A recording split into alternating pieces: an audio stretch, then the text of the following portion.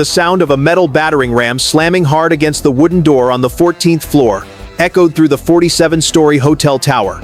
No panicked guests screaming, no staff rushing over, just the unnatural silence of a place that should have been bustling with people. The FBI and ICE had launched a massive federal investigation targeting the luxury hotel chain Vance Metropolitan Suites, suspected of being a transit hub for a shadowy people disappearance network that had operated quietly for over a decade. According to initial reports, 91 individuals had checked into hotels in this chain over the past 12 years, but never checked out, never made contact, left no trace, and no bodies were ever found. Federal agents described the case as one of the most insidious threats to public safety in years. People vanishing not in remote wilderness, but inside upscale hotels, spaces travelers believed to be absolutely safe. Technical reports revealed a strange repeating pattern. Cameras disabled in identical sequences, service elevators activated during off-peak hours, housekeeping logs completely blank during times when guests were recorded as staying. IC warned, certain technical floors in this hotel chain are designed with complete soundproofing. When exploited, they can become zones where no one hears anything. Meanwhile, the chain's owner Harlan Vance, a philanthropist praised for years, was suspected of heading a sophisticated operation running right in the middle of neighborhoods where residents believed they lived among respectable businessmen. The restricted for maintenance floors appeared as blind spots to the public, and it was in those blind spots that 91 people had walked in and never returned. At 7:42 a.m. in downtown Minneapolis, sunlight reflected off the green glass surface of the Vance Metropolitan Suites tower, creating an illusion of safety and order, as if nothing dangerous could possibly exist here. But that was only the surface. It all started with a detail so small it should have gone unnoticed. Rafo Hassan, a 29-year-old immigrant housekeeping employee, ended his shift at 1:12 a.m. He stepped into an elevator, the last image captured on camera. After that, nothing. His shift log read, "Voluntarily quit." But his family immediately alerted ICE because Rafo was awaiting legal status completion and had never missed a shift even once. When IC reviewed the camera system, they discovered 6 continuous hours of footage missing from the 14th floor. Not a glitch, but deliberately disabled. Elevator logs showed 4 activations of the service lift, exactly during the time Rafo vanished, and most suspiciously, no housekeeping activity recorded on the 14th floor, despite over 20 rooms listed as occupied. The mismatched data began forming a terrifying pattern. The FBI pulled all lodging records for 12 years. 91 guests checked in but never checked out, never appeared in any identification, medical, traffic, or immigration systems. 1 missing person is a risk, 2 is unusual, but 91 following the same pattern. Dead cameras, anomalous service elevator activity, blank housekeeping logs. That was a system. From the disappearance of 1 young immigrant worker, the case spread like a crack across the polished surface of the glass tower, and behind that glass lay a dark structure no one had ever imagined. This was no longer an operational error. This was the opening of a nationwide federal case. At 5:13 a.m., it was still dark. Cold wind whipped across the parking lot of the 47-story hotel, as 41 federal agents from the FBI, ICE, HSI, and DHS split into 3 teams, each handling a different approach vector. 11 unmarked vehicles quietly formed a perimeter, sealing every exit from the main lobby and side doors to the food delivery tunnel. Only long-term staff knew about. No sirens, no flashing lights, just the precise silent movements of people who had prepared for this moment over many weeks. The building's entire elevator system was remotely controlled, freezing all movement between floors. No one could escape, no one could go down, no one could go up. And as the breach teams moved toward the technical floors, none of the guests in over 300 rooms knew the entire building was being locked down from the inside by federal authorities. But before the moment the doors came down, 6 weeks of silent surveillance had led to this decision. Agents tracked every dollar, leaving Harlan Vance's satellite companies, logged every irrational service elevator activation, and noted every night maintenance check crew that left no trace in technical reports. They installed through-wall audio sensors, and the data from those devices shifted the investigation from suspicion to certainty. Technical floor 15M had 18 centimeters of soundproofing, far exceeding standards for any commercial hotel. No legitimate purpose required that level of isolation. No one except someone who wanted to hide sounds that must never be heard. When the breaching team reached 15M, they discovered something that made the entire unit pause for seconds. A steel door welded shut from the inside. Someone had sealed the floor not to protect equipment, but to prevent anyone from ever reaching it. The team leader signaled.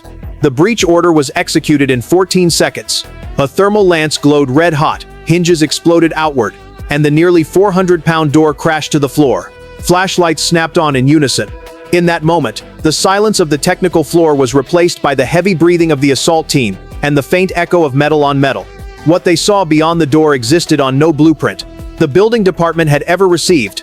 Not a mechanical room, not an HVAC space, not anything legal.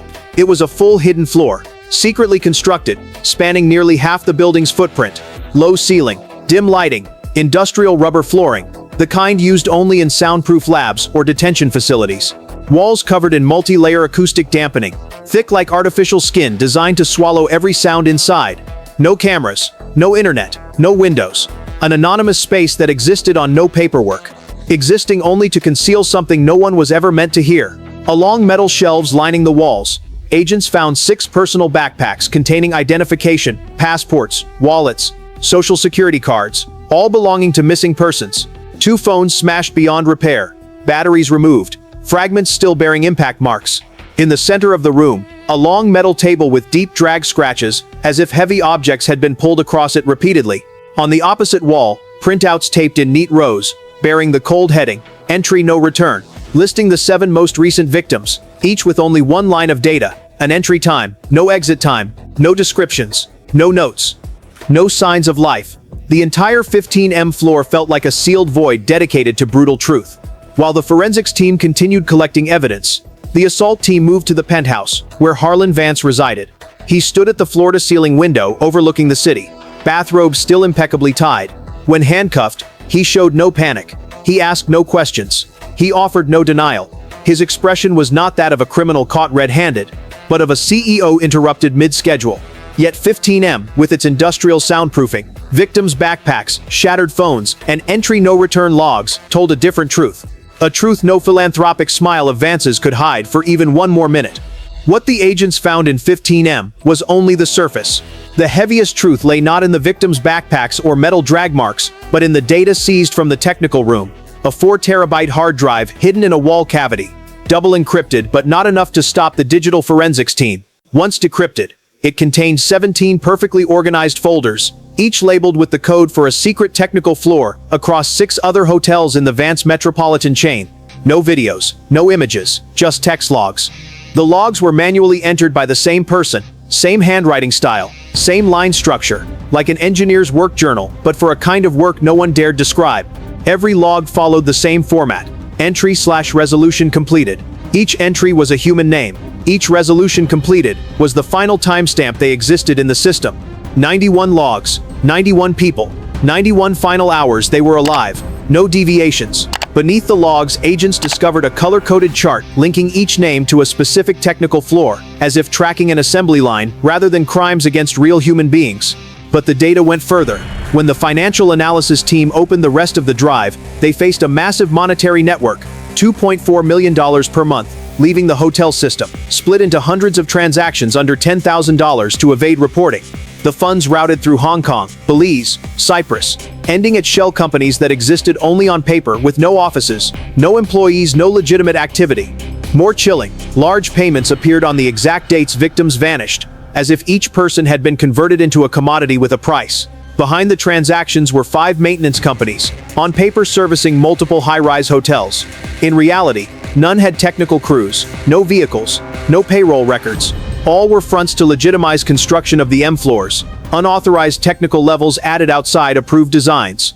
When the architectural investigation team re-examined building plans, they found clear discrepancies. The M floors were added later, lacking ventilation, cameras, standard fire exits, and directly connected to service elevators, leading to the basement, where cameras always experienced malfunctions for exactly 45 to 60 minutes, whenever a victim disappeared.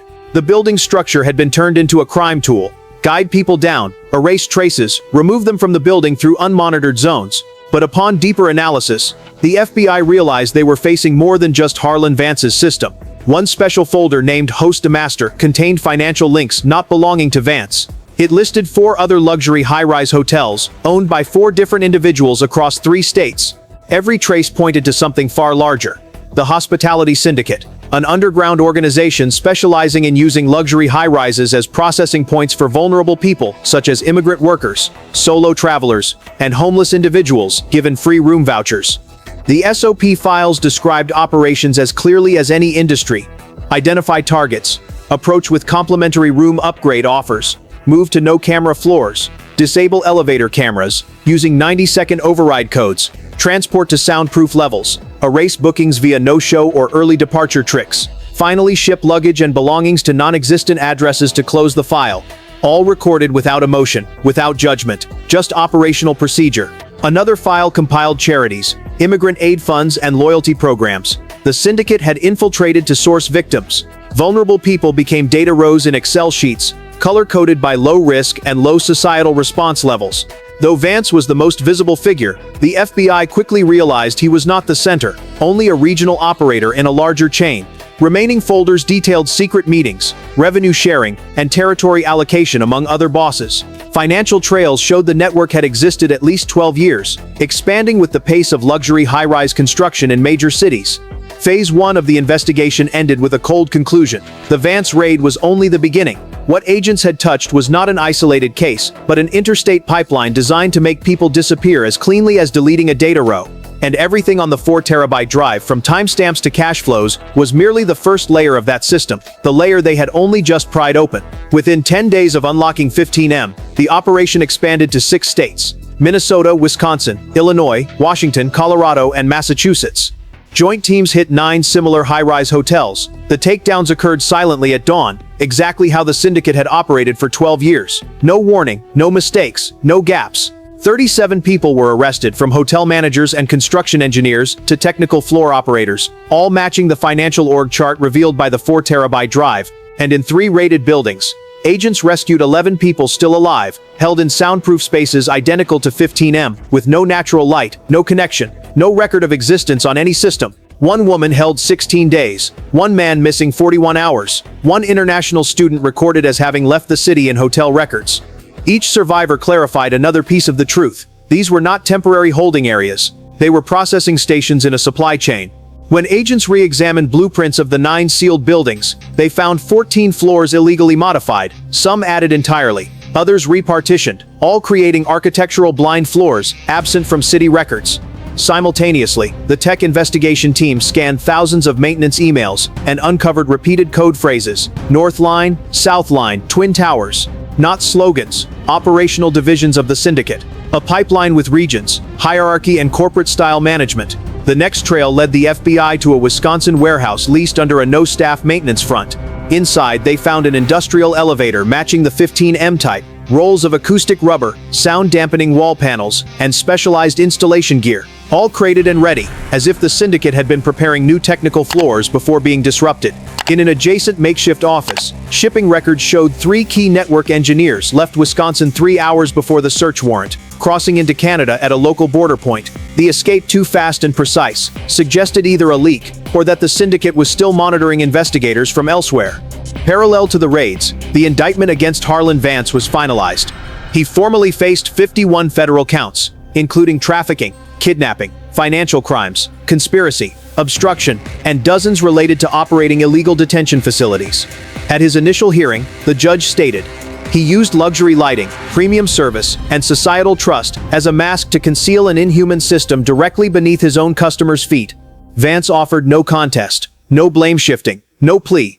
He maintained the cold silence of someone who believed he was not the story's center. And most chillingly, he appeared to be right. Because even after Vance was placed in solitary, the syndicate's offshore money flows continued.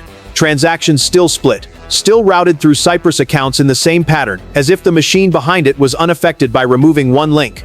Of the 91 victims, 46 remain unaccounted for. Nearly all related hotel owners, 4 believed equal or senior to Vance, vanished from their residences within 72 hours of the initial raid. Phones off, accounts drained, cars abandoned at airports. No trail to where they went. The breakthrough, rather than closing a chapter, revealed a larger picture. The syndicate was not single-layer but multi-tiered, with each hotel merely a node on a map, each boss only a regional manager, and vulnerable people raw material for an invisible industry. Breaking the case brought no relief. Instead, it showed that everything federal authorities had touched was only the first layer, a thin one in a deeper, wider, darker system than any file could describe. And as the dust from the final raids still lingered, The first survivor accounts began emerging, not in loud press conferences but in small hospital rooms, where warm yellow light fell on faces that had returned from places no one was meant to return from. One witness, held in a Denver hotel technical floor, spoke in a raspy, strangled voice. "I heard someone calling from the next room, but the walls swallowed sound. I knew they were alive, but we couldn't reach each other. I thought no one would ever find me." That statement silenced the investigation room for seconds, because it perfectly described what tech teams had measured. 18 centimeters of soundproofing didn't just eliminate noise, it eliminated hope. Victims' families, for years without answers, could now only piece together final memories into a truth they had suspected but refused to believe. One mother stood outside the federal building, eyes red, clutching a cracked screen phone. "My child called me last from the hotel lobby. I could still hear the background music over the speaker, yet they said he never checked in.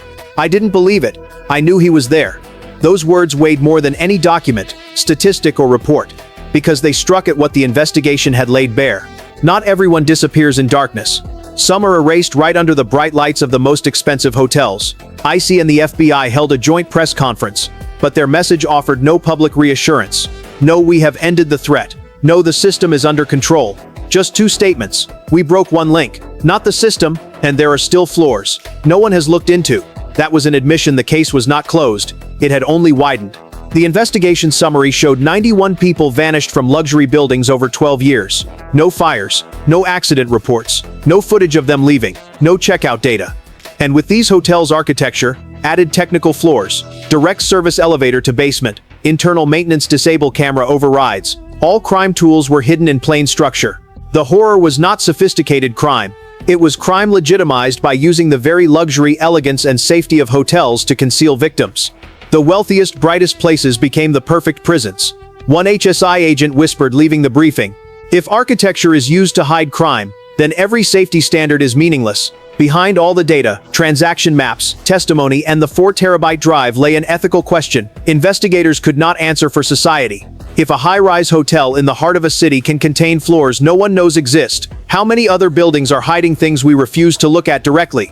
There was no response, no complete conclusion, only a terrifying silence, the very thing the syndicate had exploited for 12 years. And as agents left the final scene, police lights fading, they all carried the same heavy feeling. Breaking one link did not save 91 people. It only revealed how many other places were quietly running the same model. The case's aftermath was not sirens. It was responsibility. The community's responsibility to look closer, ask more, remain vigilant, even toward places assumed absolutely safe. The investigation is not closed, because the system behind those soundproof floors is still out there, silent but operating, and silence is always the most dangerous sign. If you want to keep following cases where truth is hidden behind luxurious doors, please subscribe to the channel so you don't miss the next part. Thank you for joining us. See you in the next investigation.